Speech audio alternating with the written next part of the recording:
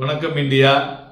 தேசிய பங்குச் சந்தையிலையும் சரி, பாம்பே பங்குச் சந்தையிலையும் சரி, இன்னைக்கு ஒரு பிளட் பாத் அப்படின்னு சொல்லலாம். சென்செக்ஸ் 1000 புள்ளிகள் விழுந்திருக்கு. அதுபோல் நிஃப்டி வந்து 3 மாதத்தினுடைய லோவை டச் பண்ணியிருக்கிறது. கிட்டத்தட்ட 25,232 353 புள்ளிகள் குறைந்து முடிவடைந்திருக்கிறது. Advances 246, declines 2236. மெயினாக இந்த க்ளோசிங்கில் தான் ஒரு ஷார்ப்பாக விழுந்ததுன்னு சொல்லலாம். அதுவும் இந்த லாஸ்ட்டு ½ அன் ஹவரில் ஃப்யூச்சரில் பார்த்தீங்கன்னா மோர் தென் 20 lakhs வால்யூம் நடந்திருக்கு. இன்வெஸ்டர் இந்த எஸ்கலேட்டிங் குளோபல் டென்ஷன், அதனால் ப்ராட் பேஸ்டு செல்லிங்க இன்றைக்கி அந்த ப்ரெஷரை பார்க்க முடிஞ்சதுன்னு சொல்லலாம். அதுமாதிரி இந்த ஆன்கோயிங் Q3 செஷன்லேயும் நிறைய டிஸ்டர்பன்சஸ் இருக்குது. ஸோ அதனுடைய இம்பேக்டும் சேர்ந்துருக்கு அப்படின்னு சொல்லலாம். இன்றைக்கி நிஃப்டியை பார்த்தோன்னா 25,232.50, கிட்டத்தட்ட 333 புள்ளிகள் இல்லையா.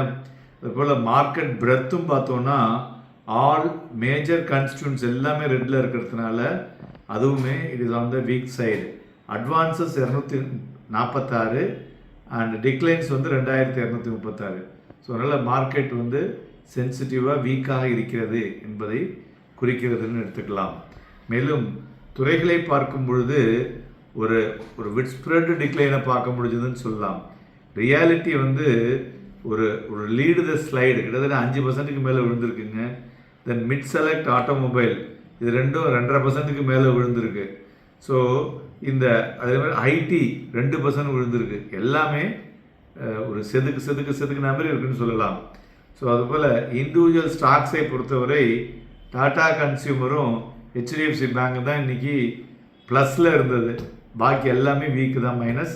அதுவும் Eternal, Bajaj finance, Adani enterprises, Jio finance, Sun pharma இதெல்லாம் வந்து ப்ராஃபிட் புக்கிங்கில் அதிகமாக வீழ்ச்சி அடைந்த பங்குகள் என்று சொல்லலாம்.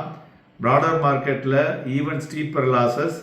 Nifty mid cap 2.62% down and small cap 2.85% down.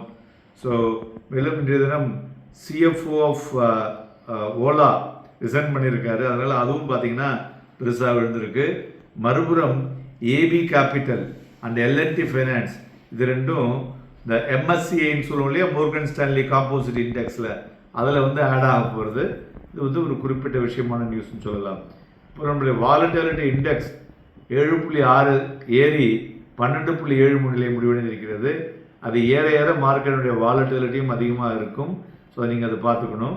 அதேமாரி இந்த தாவோஸில் நடக்கக்கூடிய அந்த உலக மகாநாடு இருக்கு இல்லையா, அதுவும் ஃபினான்ஷியல் மகாநாடு, அதில் வந்து யூரோப் யூனியன் என்ன சொல்லியிருக்காங்கனாக்கா, ஒரு historic foreign trade agreement with India நாங்கள் போட போகிறோம் அப்படிங்கிற மாதிரியான விஷயத்தை இன்றைய தினம் கூறியிருக்கிறார்கள். அதுபோல் ஹிட்டாச்சி எனர்ஜி அப்படிங்கிற ஃபாரின் கம்பெனியோட இங்கே சப்சிடரி இந்தியா, அவங்க என்ன சொல்லியிருக்காங்கனாக்கா, இந்தியாவில் வந்து EV, rail, then road, then all the tech platform இதெல்லாம் வந்து ஒரு எனார்மஸ் க்ரோத் இருக்குது, நிறைய பணத்தை 1,00,000 கோடிக்கு மேலே முதலீடு செய்ய போகிறோம் அப்படிங்கிற விஷயத்தையே அவங்களும் சொல்லியிருக்காங்க. அதுமாரி லண்டன் மெட்டல் எக்ஸ்சேஞ்சில் இன்றைக்கி பார்த்தீங்கன்னாக்கா, இன்றைக்கி ஒண்டிய காப்பர் வந்து ஒரு ஹை $100 பர் டன்னாக உள்ளது. கிட்டத்தட்ட 2021 அந்த ஹையை வந்து இன்றைக்கி டச் பண்ணியிருக்கு. நம்ம வந்து காப்பரை வந்து கிட்டத்தட்ட 2 மாதத்துக்கு மேலேயே சொல்லிகிட்டு இருக்கோம். ஸோ அது இன்றைக்கி தினம் அதுவும் டச் பண்ணியிருக்கு. பிளாக் டெய்லியை பொறுத்தவரை பார்த்தோம்னா Max Health, Sun Pharma and HDFC bank. தங்கம் 4,451 ரூபாய் அதிகரித்து 1,80,090. வெள்ளி 13,578 ரூபாய் அதிகரித்து 3,23,853. குரூடாயில் 49 ரூபாய் அதிகரித்து 5,471 மணிமாய் கொண்டிருக்கிறது. நண்பர்களே, இது வந்து ஒரு விழிப்புணர்வு இன்ஃபர்மேஷன், எச்சரிக்கையாக எடுத்துக்கொள்ள வேண்டாம். அதுமாரி இதில் பண்ணுறவங்களும் சரி, அதுமாரி வெளியில் வந்து யூடியூப்பில் கொடுக்கலும் சரி, தவறாக எடுத்துக்கொள்ள வேண்டாம்.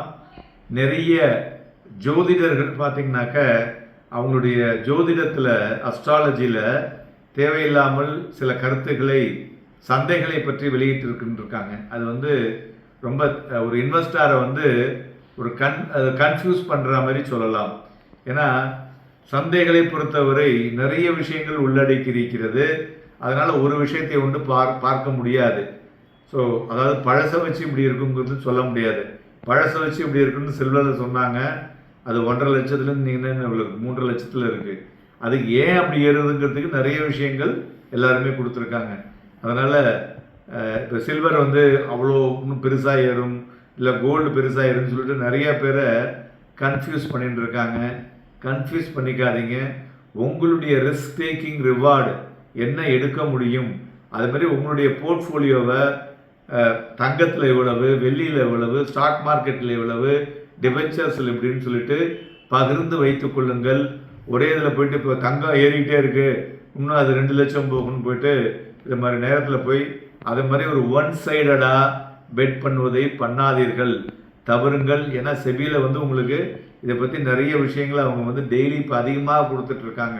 அதுமாரி ஃபின்டெக்கில் பார்த்திங்கன்னா நிறைய விஷயங்களை அதிகமாக கொடுத்துட்ருக்காங்க. அதனால் இது வந்து என்னென்னா economy based information, company based informations.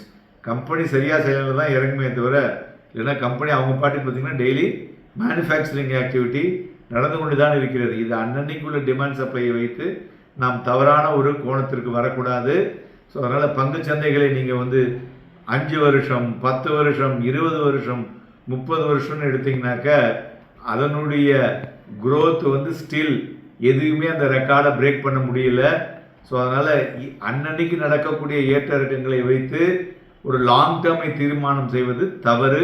அதனால் அதற்கு தகுந்தாற் போல் உங்களுடைய முதலீடுகளை செய்யுங்கள். அதுபோல் இன்றைய தினம் நிஃப்டியை பொறுத்தவரை பார்த்தோன்னா ஃபியூச்சர் வந்து volume above average, bank Nifty future below average தான் இருக்கிறது.